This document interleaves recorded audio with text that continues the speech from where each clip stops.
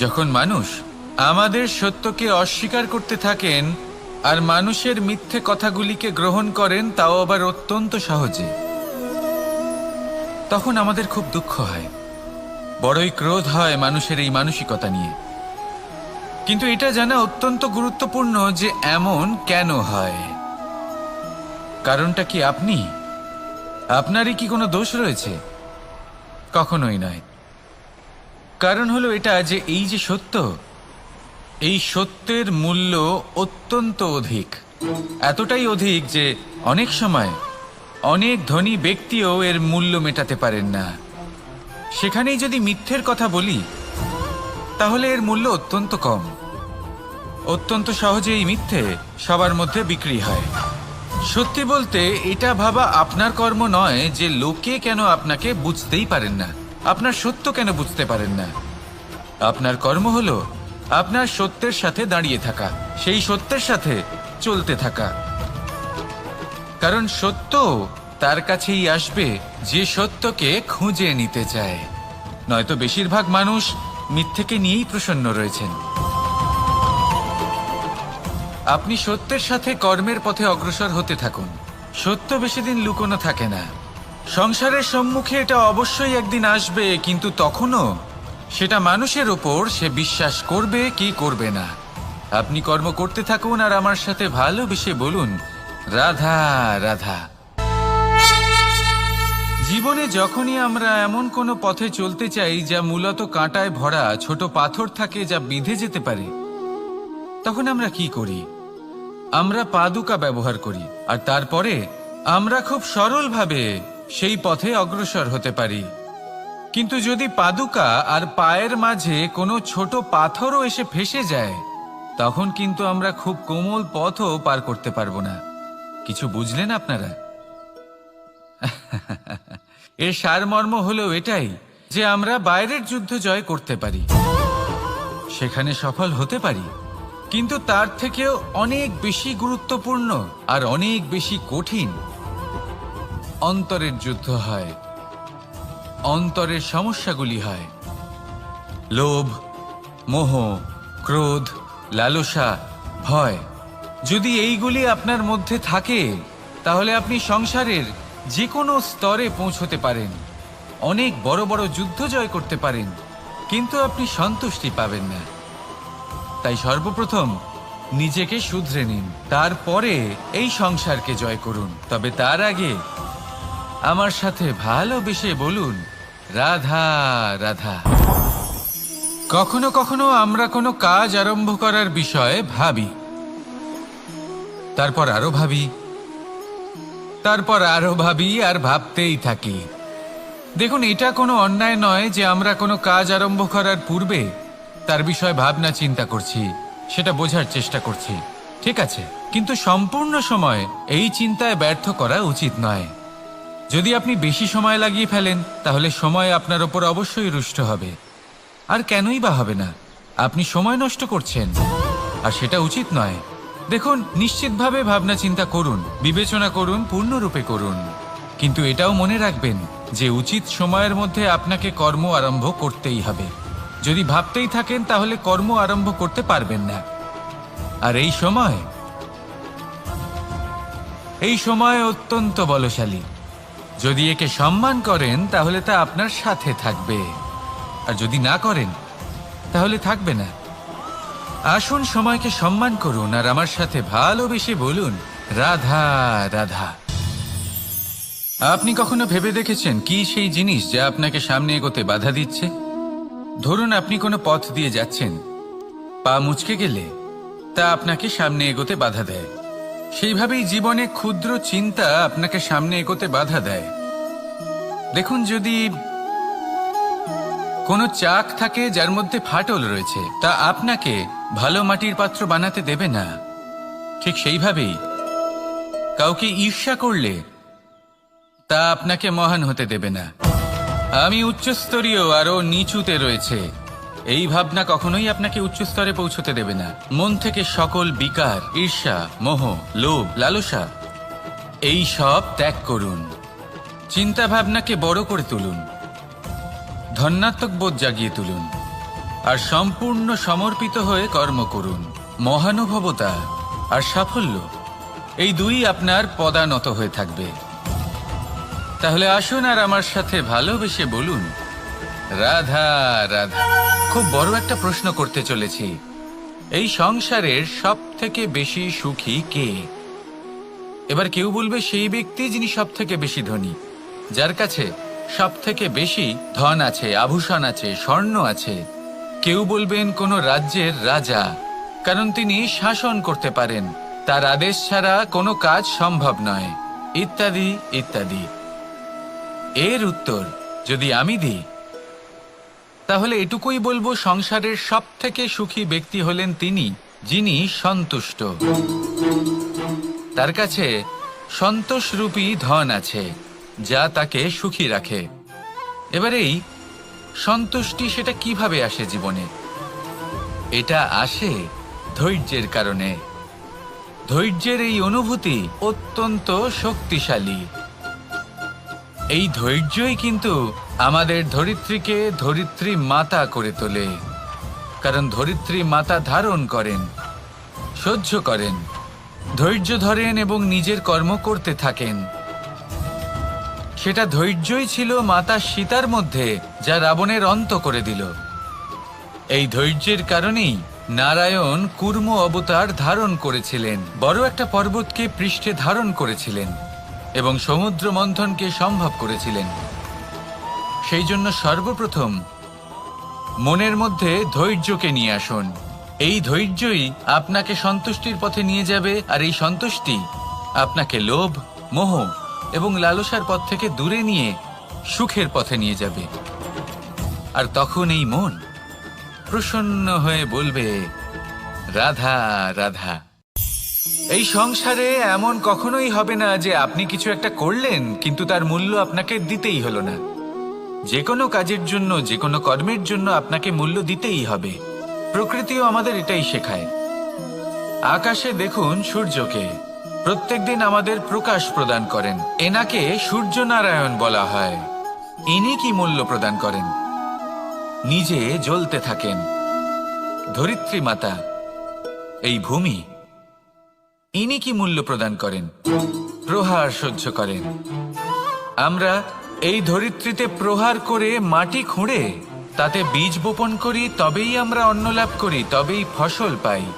জীবনে যদি আপনাকে সফল হতে হয়, সম্মান পেতে হয়, যশ পেতে হয়, তাহলে আপনাকে মূল্য দিতেই হবে।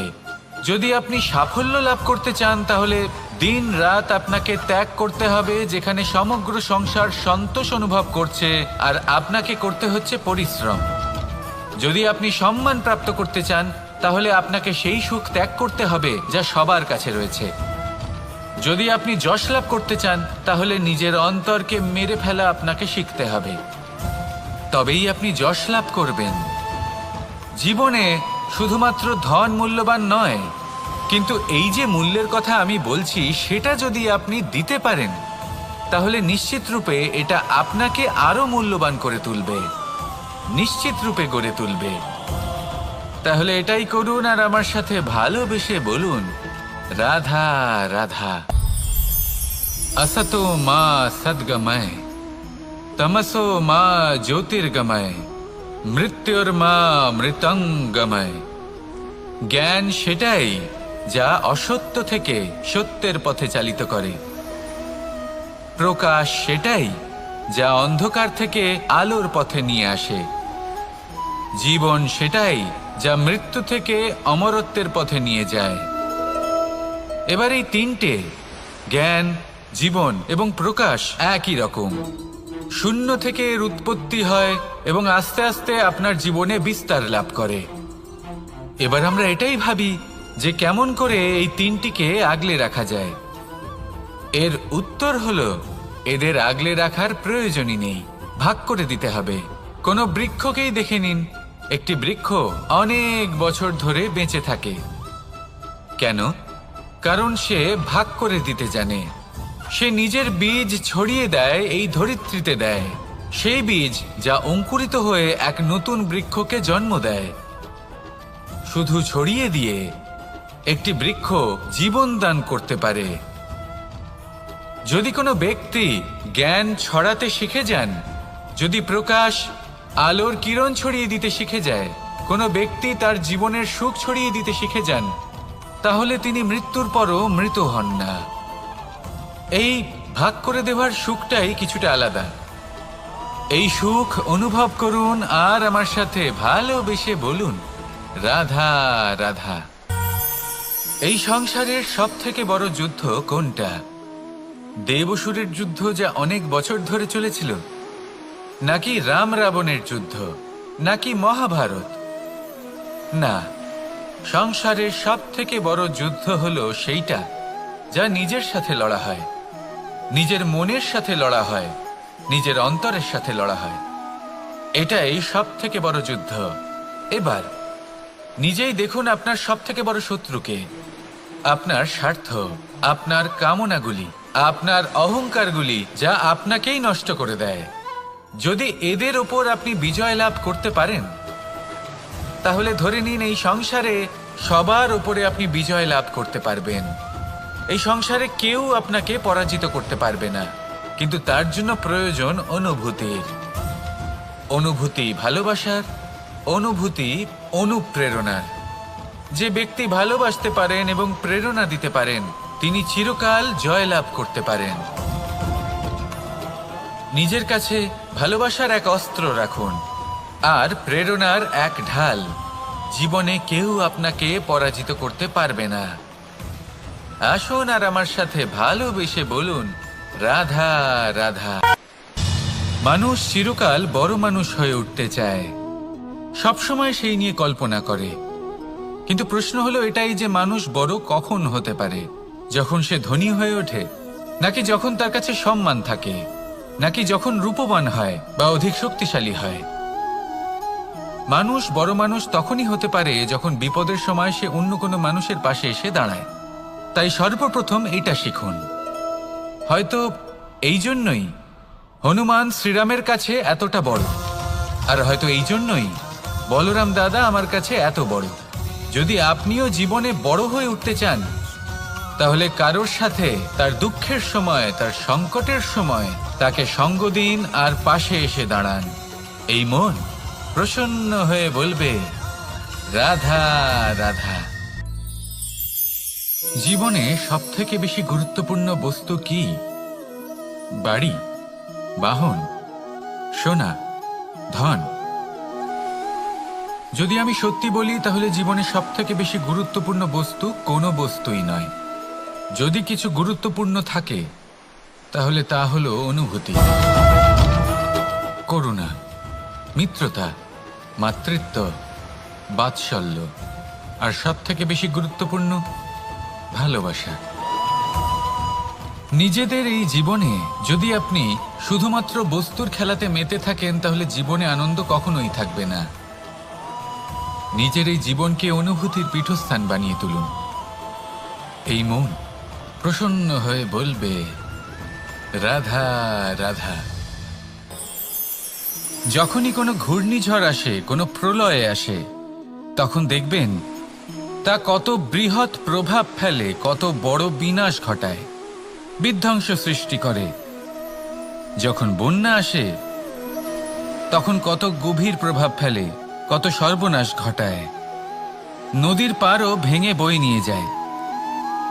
সেখানে কোনো গাছকে দেখুন, শান্তভাবে দাঁড়িয়ে থাকে, চুপ করে, আর নিজের কাজ করে, ছায়া প্রদান করে, ফল প্রদান করে, কোনো শব্দ না করেই নীরবে কর্ম করে।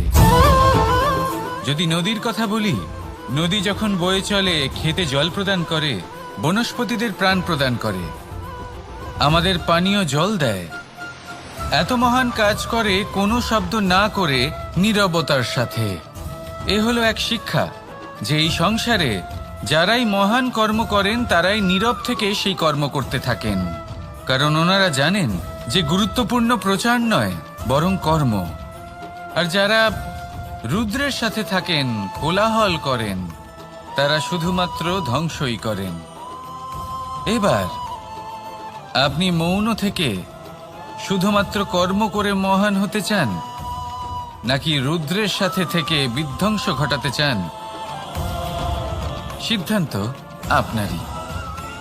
আসুন আর আমার সাথে ভালোবেসে বলুন, রাধা রাধা। আপনি জীবনে কি হবেন সেটা আপনার পরিশ্রম, আপনার নিরন্তর প্রয়াস আর আপনার নির্বাচিত দিশার উপর নির্ভর করে না। এটা নির্ভর করে আপনার সঙ্গতির উপরেও। এই সঙ্গতি যা হলো অত্যন্ত গুরুত্বপূর্ণ। প্রকৃতিও আমাদের এটাই শেখায় বিভিন্ন উদাহরণ দিয়ে। যদি আপনাকে একটা উদাহরণ দিই, কখনো বাতাসের প্রবাহ লক্ষ্য করবেন। এই বাতাসের প্রবাহ যখন কোনো পুষ্পকে স্পর্শ করে, সেও সুগন্ধে পরিপূর্ণ হয়ে যায়। এই বাতাসের প্রবাহ যখন কোনো নালীর উপর দিয়ে প্রবাহিত হয়, তখন সেও সুগন্ধহীন হয়ে যায়। এ সঙ্গতির প্রভাব যা মানুষকে কোথা থেকে কোথায় নিয়ে যেতে পারে আপনি জানতেও পারবেন না। এ হলো সঙ্গতির প্রভাব, যেখানে চানার সাথে গুড়ও মিশে যেতে পারে। এ হলো সঙ্গতিরই প্রভাব, যেখানে একটা সাধারণ পাথর স্বর্ণের সাথে মিশে গিয়ে একটা রত্নে পরিণত হতে পারে। তাই এই সঙ্গতির বিষয়ে বিশেষ খেয়াল রাখবেন। আপনি কার সাথে মিশছেন, কি বলছেন, কি শিখছেন, আপনার অস্তিত্বের ওপর তাদের কি প্রভাব পড়ছে, সব লক্ষ্য করবেন।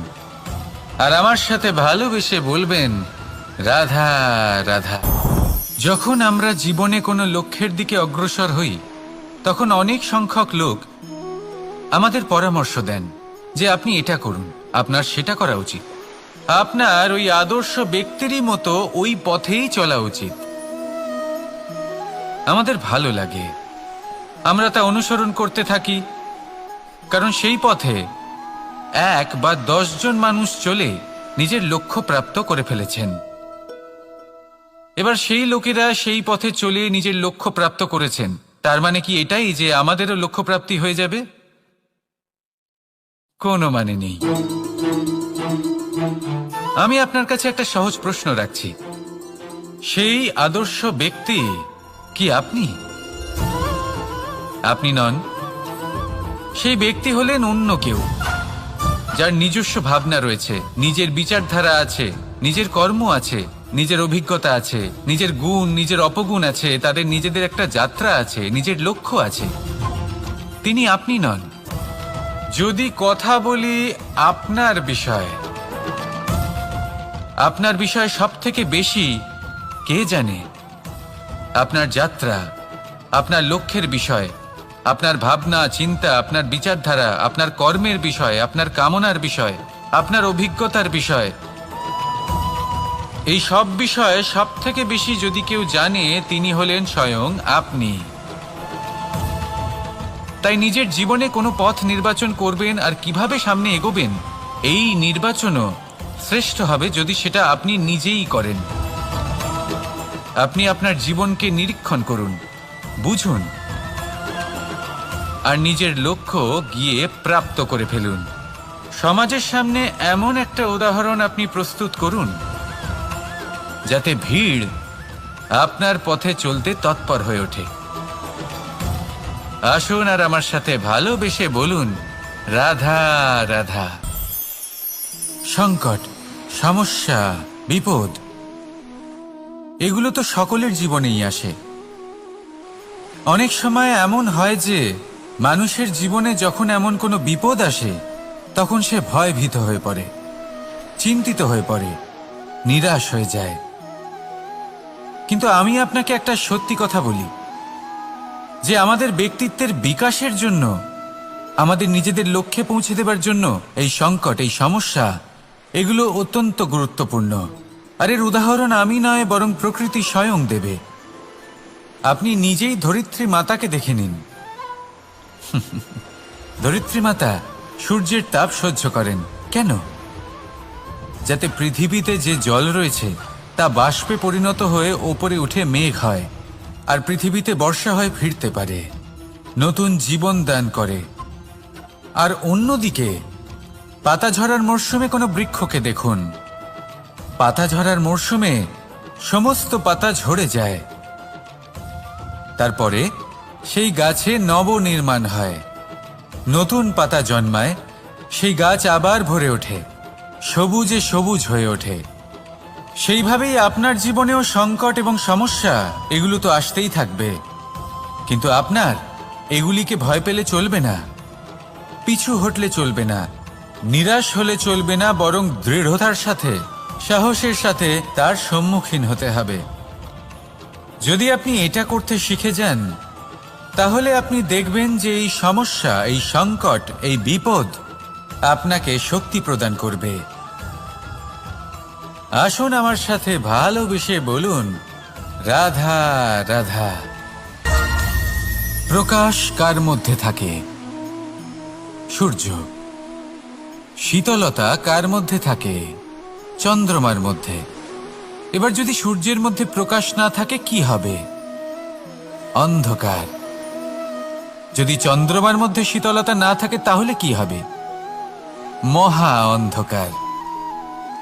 সবকিছু অন্তরে আছে, শুভভাব আর সত্যতা প্রত্যেকটা মানুষের অন্তরের মধ্যে থাকবেই থাকবে। যদি এটা না থাকে তাহলে জেনে রাখুন কিছুই নেই। যেমন একটা প্রদীপ যা জ্বলছে, যা প্রকাশ দিচ্ছে, অন্ধকারে আমাদের পথ প্রদর্শন করছে। কেন জ্বলে? কারণ ওর মধ্যে একটা সলতে আছে যা জ্বলছে। সলতে কেন জ্বলে? কারণ তার ভিতর ঘি আছে যা ওই সলতেকে জ্বলতে সাহায্য করে। সবকিছুই আমাদের মনের ভিতরেই রয়েছে, ভালো ভাব এবং সততাও।